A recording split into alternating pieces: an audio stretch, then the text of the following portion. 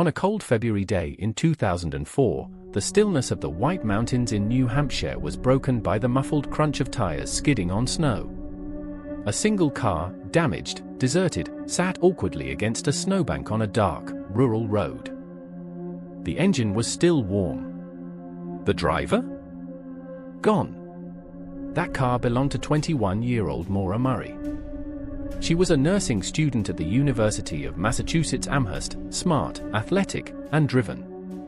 But what led her to this lonely road in the middle of winter? And why did she vanish without a trace? To understand the chilling mystery that still haunts the country decades later, we must go back to the days before her disappearance, when the cracks in Maura's perfect image began to show, one by one.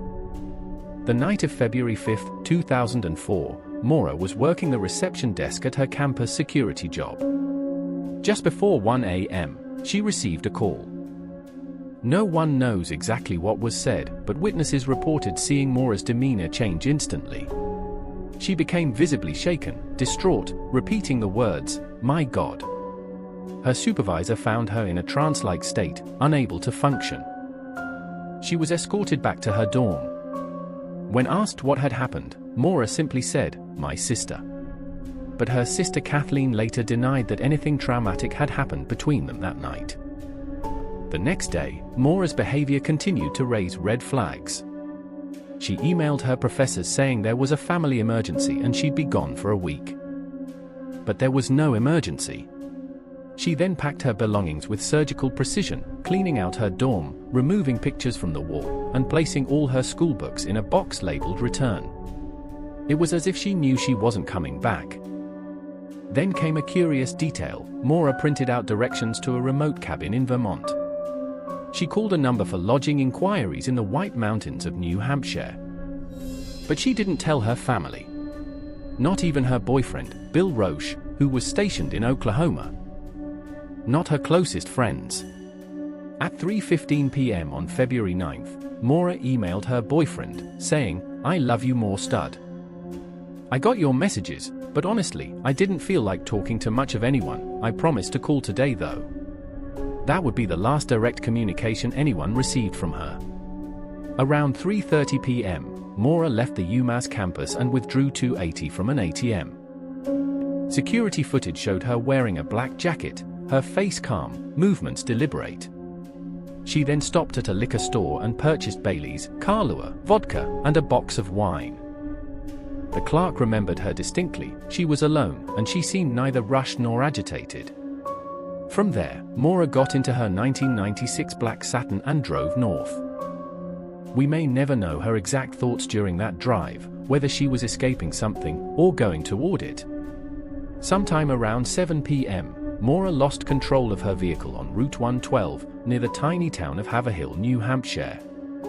The Saturn hit a tree or snowbank. No one saw it happen. But neighbors heard the crash and called 911. Within minutes, a local bus driver named Butch Atwood pulled up beside the car. He found Maura standing outside her vehicle. She was not bleeding, nor did she seem intoxicated. But something was off. Butch offered to call the police. Maura declined, insisting she had already done so. But there were no records of such a call ever being placed. Butch returned to his home just down the road and called 911 himself. Between 7:27 and 7:46 p.m., Maura vanished.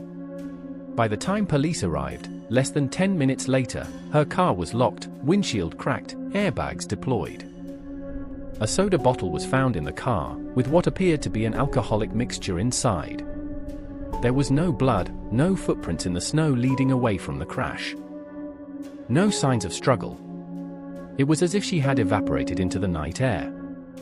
Strangely, her packed belongings were still in the car, including her favorite stuffed animal and the directions to the Vermont cabin. Her cell phone and bank cards were gone, and have never been used again. Police initially assumed she had wandered off intoxicated, possibly succumbing to the elements. But Maura was a trained long-distance runner and had survived rigorous conditions at West Point before transferring to UMass. If anyone could survive the cold, it was her. But she was gone. And the clock was ticking. In the days following her disappearance, Maura's family was gripped by confusion and dread. Her father, Fred Murray, arrived in Haverhill within 24 hours and immediately sensed something wasn't right. He begged authorities to treat the scene as suspicious, to consider the possibility of foul play. But early investigations were sluggish. There was no widespread manhunt, no Amber Alerts. After all, Maura was an adult. She had likely chosen to walk away, they said. Still, questions mounted. Why did Maura empty her bank account? Why lie to her professors? What was waiting for her in New Hampshire? And what happened in that narrow, 19-minute window between the car crash and the police arrival? A police dog tracked her scent 100 yards up the road, then it abruptly stopped, as if she had gotten into another vehicle. But if she had been picked up, by whom? Maura's loved ones began their own investigation, combing through snow-covered woods and abandoned structures.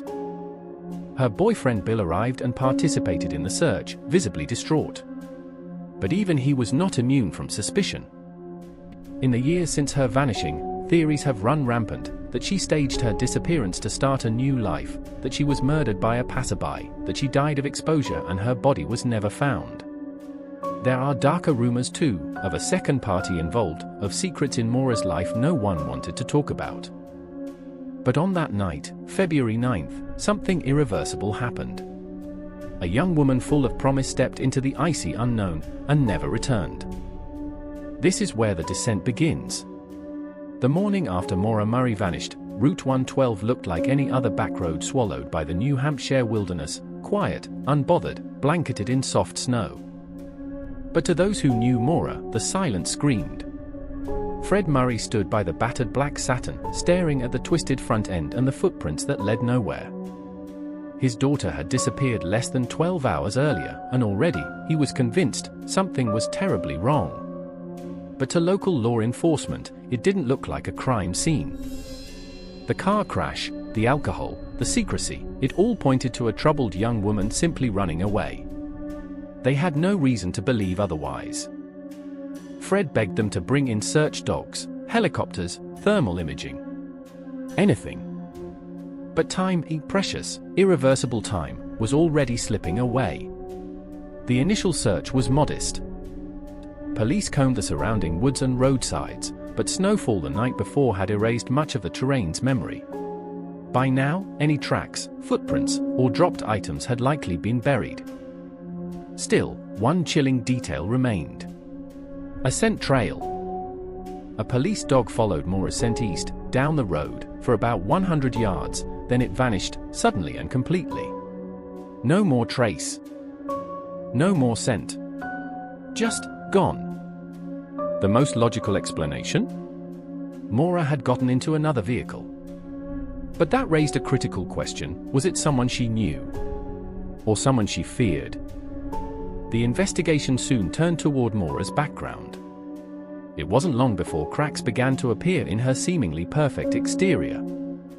Just days before the crash, she had been involved in 2 separate car accidents, one in Hadley, Massachusetts, where she had wrecked her father's new Toyota after a night of drinking, and another on the very night she disappeared.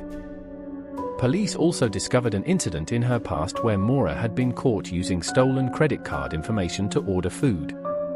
The charges were ultimately dropped, but they painted a picture of a young woman grappling with internal demons. Was she overwhelmed by the pressures of school? Was she planning to escape the weight of her mistakes? Or had she told no one because she feared someone was following her? In a curious twist, Maura had packed items that seemed to suggest both long-term and short-term plans. Along with her schoolbooks and dorm supplies, she had taken toiletries, makeup, and birth control, items you wouldn't pack if you were planning to die in the woods. She also left behind something else. A printed email exchange between her and her boyfriend, Bill, detailing a recent rough patch in their relationship. Friends would later say Maura was deeply emotional in the days leading up to her disappearance, withdrawn, anxious, even paranoid. But then came a detail that many found unnerving. A call had been placed to Bill's cell phone from a calling card just 2 days after Maura went missing. When he answered, all he heard was breathing on the line. Silent, shallow breathing. The call was traced back to a Red Cross phone line, but it was never proven who made it or why. Was it Maura? Was it a cruel prank? Or was it someone else entirely? Public interest in Maura's case exploded within days. Amateur sleuths and online forums lit up, with people combing through digital breadcrumbs, looking for anything, a clue, a sighting, a break.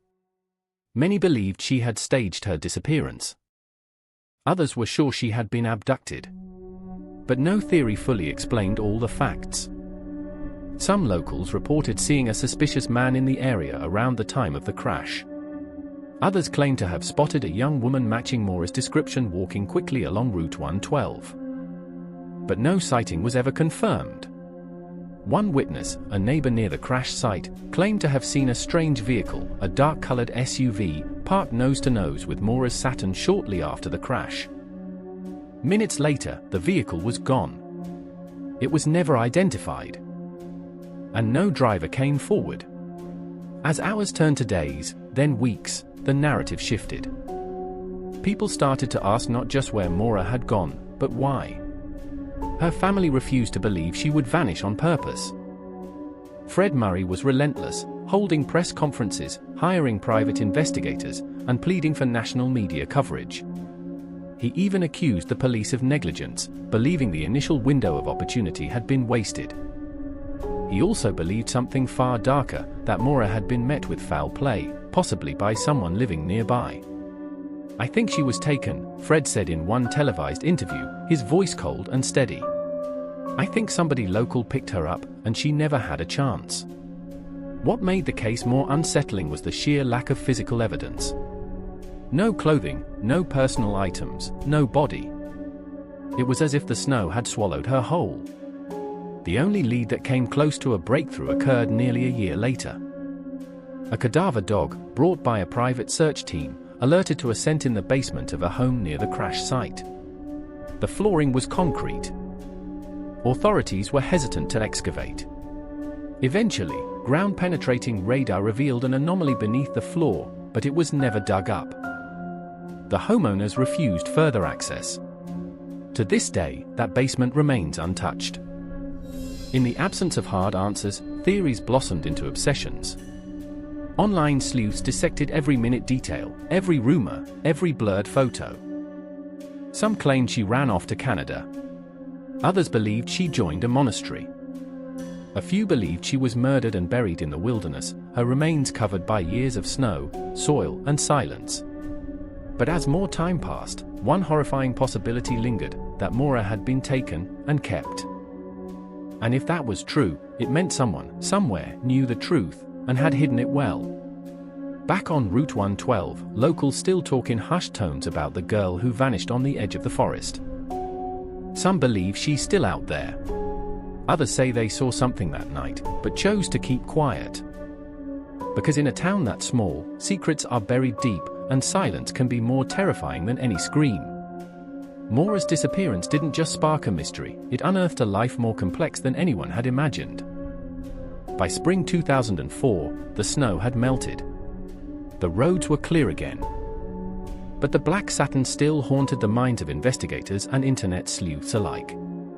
There were no fingerprints, no bloodstains, no final message, just an empty car, a cracked windshield, and a void where Maura used to be. Now, attention turned inward, to her relationships, her secrets, and the small inconsistencies that, when piled together, began to resemble something far more disturbing than a missing person case. It began with the man she left behind. Bill Roche. To the world, he was Maura's devoted boyfriend. An Army lieutenant stationed at Fort Sill, Oklahoma, he flew in to help search for her the moment he heard the news. He spoke with police, appeared on television, and cried in front of Maura's dorm building. But beneath the public grief, there were troubling rumors. According to some of Maura's friends, the relationship wasn't as perfect as it seemed. There were reports of controlling behavior, allegations that Bill would often call incessantly, demand to know Maura's whereabouts, and grow angry when she didn't answer fast enough. Phone records from the days before her disappearance show that Maura made multiple calls to Bill and then abruptly stopped. But that wasn't all. During Maura's disappearance, Bill was allegedly staying with her friends. One of them would later claim, in sworn testimony, that Bill had attempted to make an unwanted advance toward her. It didn't go public at first, but in the years since, whispers of coercion and emotional control began to cloud the narrative. Was Maura trying to leave him? Was she afraid? Had she left that night not just to escape her life, but to escape someone in it? The mystery only deepened when police looked into her computer history. Maura had searched for directions to various remote locations in Vermont and New Hampshire. But one query stood out: how to survive in the wilderness. Another, missing persons cases. And perhaps most ominously, alcohol effects on the body. It painted a portrait of someone wrestling with desperation, someone preparing for something, possibly even anticipating harm. Was she planning to vanish? Or preparing for a confrontation? Then came a chilling discovery. 2 days before her disappearance, Maura had been involved in another bizarre event. A fellow student received a voicemail from her, rambling, barely coherent. In it, Maura seemed out of breath, paranoid. The message was immediately deleted and lost to time, but the student would later describe it as very off, almost like she was being followed. If that was true, then the pieces started to fit in terrifying ways. And then, there was the red truck. Several locals came forward in the weeks after the crash to report seeing a red pickup truck near the area of Maura's disappearance. It wasn't a vehicle native to the town, and no one ever came forward to claim it. One witness swore she saw it tailing Maura's Saturn earlier that day. Another claimed it was parked just off Route 112, near a turnout that led into the woods. Police dismissed the lead at first, citing lack of evidence. But Fred Murray never let it go. He believed that Maura didn't crash by accident, that she was being followed. That she pulled off the road to evade someone. And that whoever was in that red truck wasn't a stranger. Over time, the lines between fact and theory blurred. In 2006, 2 years after Maura vanished, a young woman was spotted at a bar in Ohio, accompanied by an older man. She looked disoriented, confused, and when approached by a patron who mentioned Maura's name, she ran out the back door. Surveillance footage captured her, but it was grainy and inconclusive. Was it her? Police dismissed the sighting. The woman was never identified. Another theory took a darker turn, that Maura had crossed paths with a serial offender. Around the time of her disappearance, a man named Rodney Stanger was living in Massachusetts, just a few towns away from UMass. He later moved to Florida, where he was convicted of murdering his girlfriend. After his arrest, detectives began looking into his past, his appearance, vehicles, and locations matched some theories in Maura's case. But no hard connection was ever made. Was Maura a victim of random violence? Or was this misdirection a false lead to distract from the truth buried closer to home? Fred Murray grew more desperate as the years passed. He filed lawsuits for access to police records, conducted his own searches, knocked on the doors of locals who had been questioned. Many refused to speak. Some even grew hostile. Rumors began to circulate of a conspiracy, of a local cover-up, perhaps involving someone with ties to law enforcement. But nothing could be proven. One disturbing discovery stood out: an abandoned house not far from the crash site. When investigators finally searched it, they found stained wood paneling in the basement. It was tested, but inconclusive. And the home was later destroyed. It was as if the land itself had erased her. And then came the most haunting theory of all, the one that kept her family up at night. That Maura had run from someone she trusted. She was resourceful, smart, physically fit. If she had willingly left the car, it was likely because she believed she was safe. Because the person who picked her up didn't seem like a threat, until it was too late. What if the red truck wasn't some random predator? What if it was someone she knew? The thought chilled her loved ones. Because if Maura had trusted her killer, it meant she had no time to scream. No time to fight. And no one ever suspected the person who sat beside her. In a final, heart-wrenching twist, Fred Murray visited the crash site every year on the anniversary of her disappearance. Sometimes, locals joined him. Sometimes, he was alone. But he always stood in the same spot, staring down the winding road, as if expecting to see her walking back toward him. "She's out there," he once said in an interview. "Somewhere close. I can feel it." He may be right. But sometimes, the truth stays buried, not in the woods, but in the silence of those who refuse to speak. Years passed. The seasons came and went over the White Mountains of New Hampshire. Snow melted into spring rains, and the forests bloomed again, but Maura Murray never returned. Her absence became a haunting echo, carried in the wind through the pines, whispered across cold highways and lonely trailheads. For her family, each day without answers was a fresh wound. For investigators, the case turned into a haunting riddle. And for the public, Maura's story transformed into one of the internet's first viral mysteries. But as with all long-standing disappearances, time begins to erode certainty. Memories fade. Witnesses grow quiet. Suspicions shift. And just when you think you've reached the end of the trail, the forest moves. And something new appears. In 2011, 7 years after Maura vanished, a fresh set of eyes took on the case, cold case investigators from the New Hampshire State Police. They quietly reopened files, re-interviewed witnesses, and reanalyzed evidence with updated forensic tools. But publicly, they revealed very little. This secrecy only fueled speculation. Was there something they were hiding? Something the original investigation had missed or buried? And then came an email from someone who claimed to know where Maura was. The sender went by the alias Tom Davies, and their message was cryptic: "She's not where you're looking." She never was. Attached was a screenshot, what looked like coordinates. A stretch of remote land, deep in the forest off Route 116, less than 10 miles from the crash site. The email was sent to both the police and a private investigator working with Maura's family. It was traced to a burner IP address and never responded to again. A search party was formed, but nothing was found. Was it a prank? A red herring? Or the one clue they failed to chase deep enough? Meanwhile, the online obsession surrounding Maura's case exploded. Message boards, podcasts, YouTube videos, everyone had a theory. Some pointed fingers at her father, Fred. Others blamed her boyfriend, Bill. Some theorized she had joined a cult, or changed her identity, or taken her own life.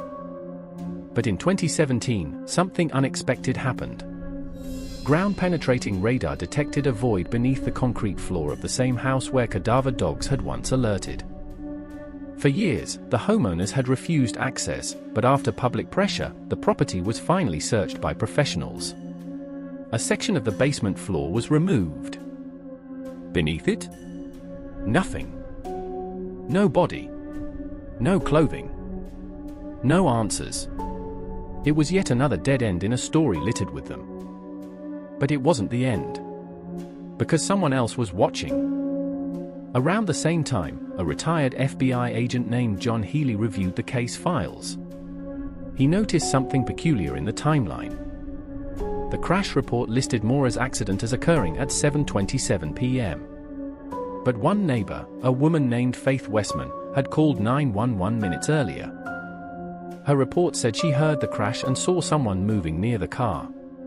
But according to cell tower logs, Maura's phone had pinged again after that call, at 7:42 p.m. That suggested one of two things: either Maura was still alive and near her phone 15 minutes after the crash, or someone else was using it. Even more bizarre, police logs showed a second 911 call, this one from another neighbor, reporting a man smoking a cigarette near the crash site. That detail had never been released publicly. It wasn't in the initial police report. And none of the responding officers recalled seeing any man there when they arrived. So who was he? And why did that detail disappear? Another haunting detail surfaced from Fred Murray's private investigator files. A tip had come in from a truck driver. He claimed to have passed a young woman walking quickly along Route 112 the night Maura disappeared. She was pale, carrying something in her hand, possibly a backpack. But the part that froze investigators? He said she was being followed. Not by a car. By a man. On foot. He didn't think much of it until he saw Maura's face on the news days later. He called it in. But again, no action was taken. No sketch. No follow-up. The man's identity, if real, was never found. As the years went on, Maura's case slowly shifted from investigation to legend. Some claimed she was spotted in Canada. Others believed she had returned home under a new identity and was living in hiding. One woman even insisted Maura had walked into her restaurant in 2006, dazed, barefoot, and refusing to speak. But none of these sightings were ever confirmed. By the 15th anniversary, the family held a candlelight vigil. Fred, now older, stood silently as her image flickered across dozens of printed signs, aged photos, missing posters, smiling snapshots of a life once filled with promise. She would have turned 37 this year, he said, voice trembling. I just want to bring her home. Behind him, the trees loomed dark and indifferent. And then, in 2021, an unexpected twist broke through the silence. Human remains were discovered near Loon Mountain, approximately 20 miles from the crash site. They were partially buried in a shallow grave, hidden by layers of pine needles and rock. The location matched one of the original search zones that had been deemed too remote at the time. Hope surged. The internet caught fire. Was this finally her? The remains were tested. Dental records checked. DNA compared. And then, nothing. The results came back, not Maura Murray. Another unknown woman, another cold case. Another dead end. But something about the burial site seemed eerily similar. Almost staged. As if someone wanted it to be found. As if someone was taunting the public. Or misdirecting them, again. So, what happened to Maura Murray? After 2 decades, we still don't know. The theories remain that she wandered off into the forest and died of exposure. That she was picked up by a stranger, or worse, by someone she knew, and murdered. That she started a new life under a new name, far from the pain of her past. But the simplest truth is also the darkest. Maura vanished in plain sight, under circumstances that never made sense. She may have been minutes from help, and still lost everything. There was no final text. No goodbye. Just silence. A young woman disappeared into the night. And the world is still listening for her voice. Somewhere in the shadows of Route 112, there may still be someone who knows what happened. A driver. A neighbor. A local. Someone who saw more than they ever admitted. Maybe one day they'll come forward. Or maybe they never will.